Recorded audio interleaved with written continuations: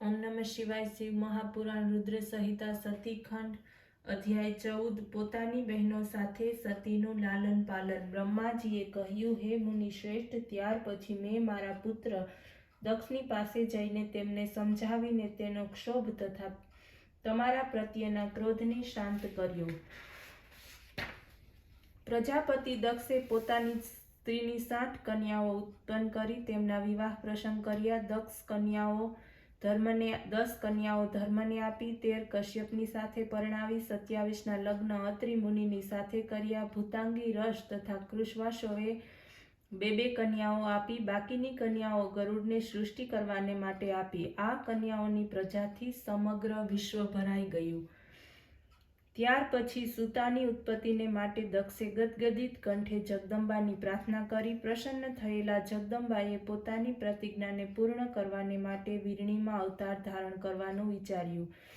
વીરણીએ પ્રસન્ન કાળમાં ઉત્તમ તેજને ધારણ કર્યું। તેમની વિધિ પ્રમાણે પુષ્પનાદી ક્રિયા કરી બ્રાહ્મણોને દાન આપ્યા। હે નારદ, 9 માસ પૂર્ણ થયા। 10મા માસે અલૌકિક તેજને ધારણ કરતા શિવા યોગ્ય મુહૂર્ત, ગ્રહ તથા ચંદ્ર તારાના સમયે માતા સમક્ષ પ્રગટ થયા। વીરણીમાં ઉત્પન્ન થયેલ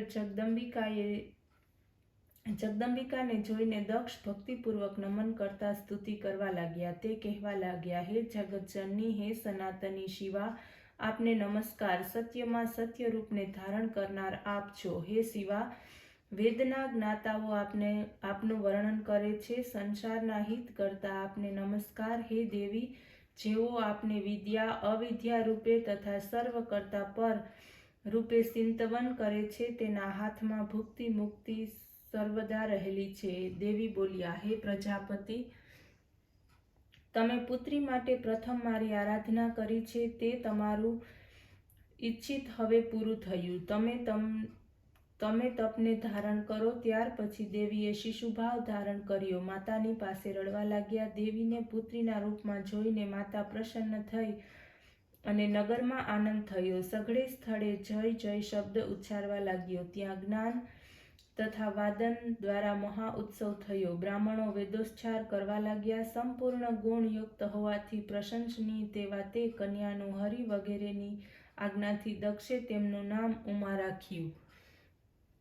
માતા વીરણીએ વિધિપૂર્વક સંસ્કારો કર્યા। જેમ ચંદ્રમાની સર્વ કળા મનોહર હોય છે, તેમ સર્વ ગુણોએ તેમાં આવીને વાસ કર્યો। શુક્લ પક્ષના ચંદ્રની જેમ તે મોટા થવા લાગ્યા। જ્યારે શિવા બાળકને ઉચિત ગીતો ગાતા, ત્યારે કામનું શાસન કરનાર શિવનું તે સ્મરણ કરતા। સર્વ બાળકોના ગુણ વટાવી જતા તે ગૃહ કાર્યમાં નિપુણ હતા। ભગવતી માતા વારંવાર પિતાને પોતાના ગુણોથી પ્રસન્ન કરવા લાગ્યા। અધ્યાય 15 સતીની તપસ્યા। બ્રહ્મા ઋષિશ્રેષ્ઠ નારદને કહેવા લાગ્યા કે સતી સૌંદર્ય અને દિવ્ય ગુણોથી વિભૂષિત થઈ શોભતા હતા। તે યુવા અવસ્થાને પ્રાપ્ત થયા।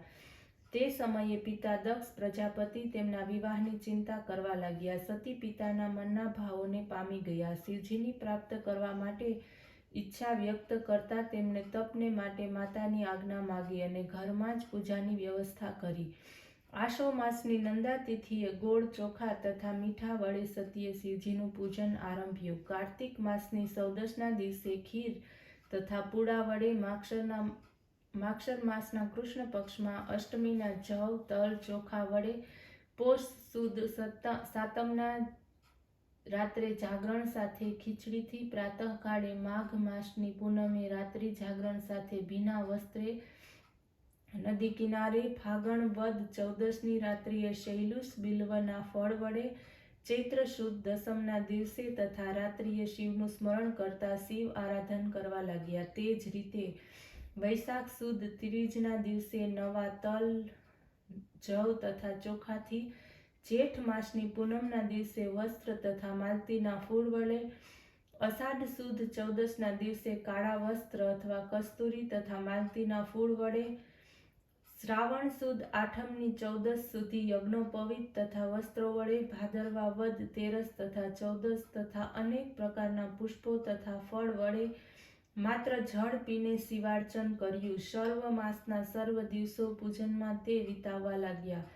ઉમા અનન્ય ભાવથી ભગવાન શંકરનું આરાધન કરવા લાગી. તેની અનુપમ ભક્તિને લીધે બ્રહ્મા, વિષ્ણુ અને અન્ય દેવતાઓ તેની પાસે પહોંચ્યા.